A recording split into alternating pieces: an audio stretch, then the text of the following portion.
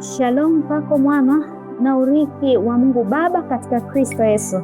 Nina furaha nyingine sana kukaribisha tena katika kipindi chako pendwa, kipindi cha Singing in the Spirit, kipindi ambacho kinakujia kila siku ya Ijumaa saa 12:30 asubuhi katika madhabahu hii ya Sonship Spirit TV. Lengo likiwa ni kufunulia uzuri wa Roho Mtakatifu na karama zake, ikiwa tutaishi katika majira na nyakati yaliyonenwa na manabii waliotangulia, kwa hakika wana na ukuhani wa kifalme tunaishi na kutembea katika utukufu wa Roho Mtakatifu na karama zake, nasi tumeuona uaminifu wa Mungu Baba kwetu. Hapa babu mwana wa Mungu, tumeanza na somo letu ambalo linakwenda kwa jina la uaminifu wa Mungu Baba kwetu, na hakika kipindi hiki cha Singing in the Spirit ni udhihirisho wa uaminifu wa Mungu Baba kwa mwili wa Kristo, kwani hakika tumeishi utukufu wa maneno na nabii zilizotolewa na manabii waliotangulia. Hakika Mungu ni mwaminifu vizazi hata vizazi.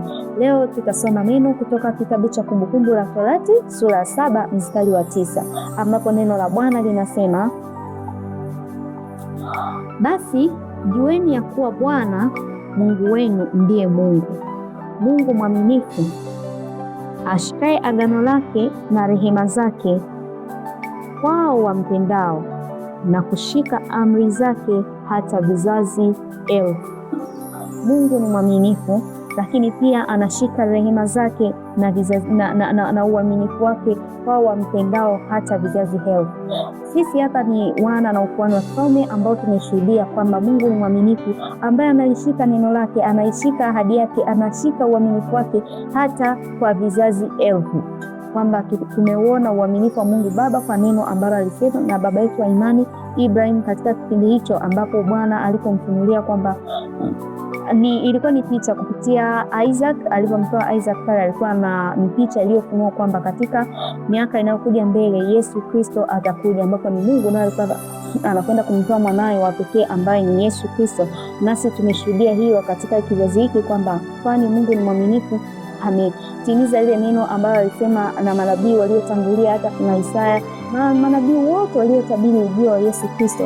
Na sasa hivi tumeshuhudia kwamba ni kweli Yesu Kristo amekuja, ni kweli ameteswa, amekufa, amefufuka kwa ajili yetu, na sasa anakaa ndani yetu na tumeketi naye katika mkono wa kuume wa Mungu Baba. Hiyo yote ikitufunulia uaminifu wa Mungu Baba. Kwa hiyo Yesu Kristo na kazi yake kamilifu ya msalabani ni udhihirisho wa uaminifu wa Mungu Baba kwa wana ndani ya ufalme wa Mungu. Hakika hili neno linazidi kutufunulia kile ambacho tumekiona huko katika Timotheo sura ya pili.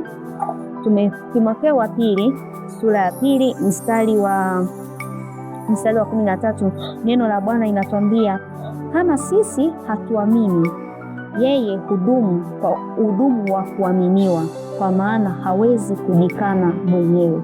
Kupitia huu mstari tunazidi kuona kwamba uaminifu ni asili ya Mungu, kwani hawezi kujikana mwenyewe kama alivyotuelezea hapa.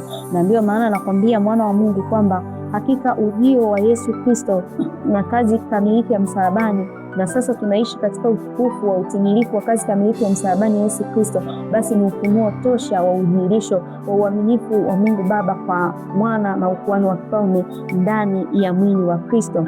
Na ndio maana tunakuja kuona pia katika kitabu cha Wakorinto wa pili sura ya 1 mstari wa 20 nasema kwamba, maana ahadi zote za Mungu zilizopo katika yeye ni ndio, tena kwa hiyo katika yeye ni amini, Mungu apate kutukuzwa kwa sisi.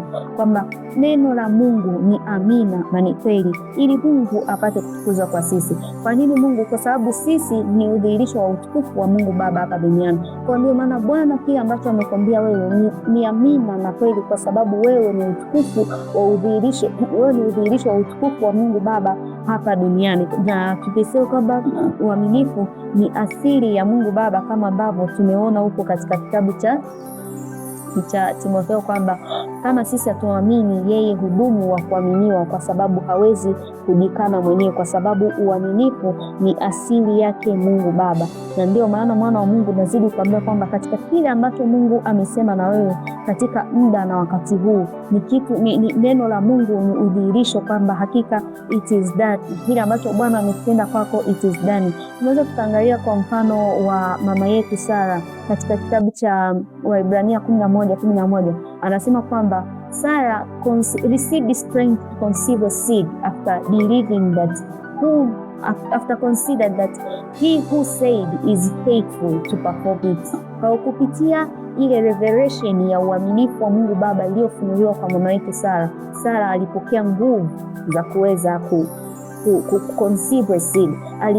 He received the strength to conceive a seed. Kwa nguvu ya wewe kuweza kudhihirika katika kile ambacho Bwana amekiachilia kwako, amesema na wewe kupitia neno lake, ipo katika wewe kuperceive his faithfulness kwako.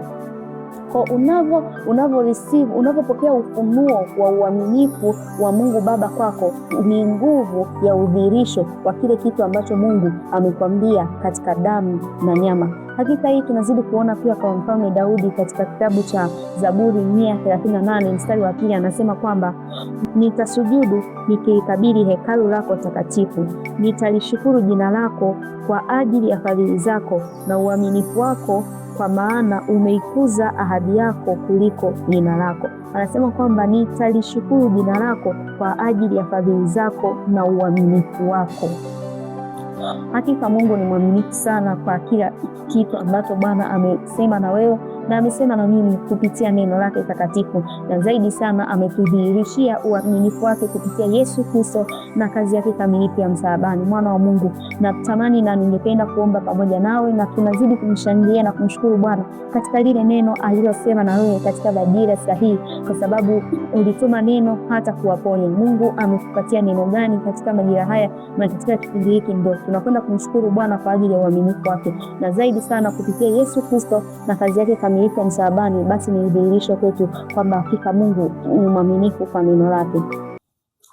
Baba, katika jina la Yesu ninakushukuru kwa ajili ya uaminifu wako na kwa ajili ya neema yako ambao Bwana umeiachilia kwetu katika majira na wakati huu. Asubuhi ya leo naungana na mwana wa Mungu ambaye ametudi katika kipindi cha Singing in the Spirit, ambayo Bwana umempatia neno lake kwa majira yake. Nasema asante, kama ilivyokuwa kwa mama yetu Sara, baada ya kuwa amepata ufunuo wa kwamba hakika Mungu ni mwaminifu, basi alipata nguvu ya kuweza kudhihirisha kile kitu ambacho Bwana ulikuwa umeshamwambia. Ndivyo ambavyo na sisi katika muda na wakati huu tumefunuliwa neema yako ya uaminifu wako, kwamba hata kama tukifikia point ya we don't believe, you still faithful, kwa sababu tunasema huwezi ukajikana mwenyewe. Ndio maana tunakuamini, tunakutukuza na tunakushukuru mfalme wa falme kwamba wewe ni mwaminifu. Kwa nini? Kwa sababu tumeshuhudia uaminifu wako kupitia Yesu Kristo na kazi yake kamilifu ya msalabani. Ndio udhihirisho wa uaminifu wako kwetu. Hakika tunakushangilia na kutukuza mfalme wa falme, Bwana wa majeshi na amani, kwa ajili ya neema hii ambayo umeachilia kwetu.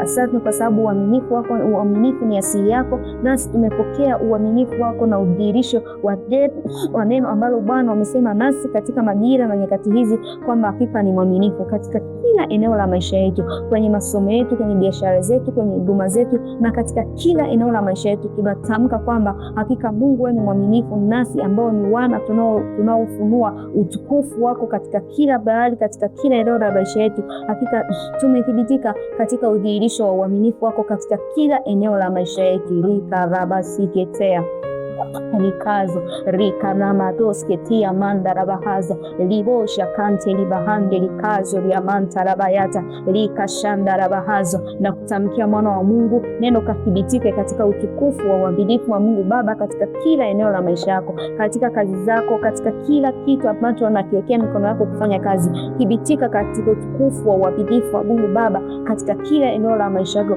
katika kila eneo la maisha yako, kwani wewe ni udhihirisho wa uaminifu wa Mungu Baba hapa duniani, kwa sababu wana ndio ambao sisi ni nuru ya ulimwengu, na sisi tumefunua udhihirisho wa uaminifu wa Mungu Baba kupitia kazi kamilifu ya msalabani ya Yesu Kristo ambayo tumeiamini. Bwana Yesu, tunasema asante, tunakushangilia na tunakutukuza, kwani uaminifu ni asili yako, na sisi pia tumeishi utukufu wa uaminifu wako mahali hapa na katika kila eneo la maisha yetu. Hakika Bwana tunakushukuru na tunakutukuza.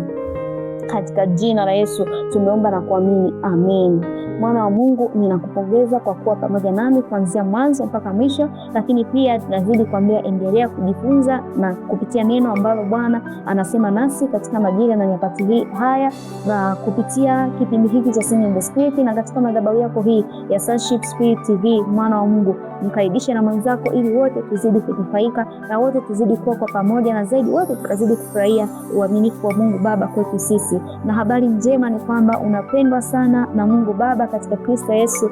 Mimi pia ninakupenda na kufurahia, na Singing in the Spirit, God is at work, and that is the revelation of his faithfulness unto you. Shalom, shalom.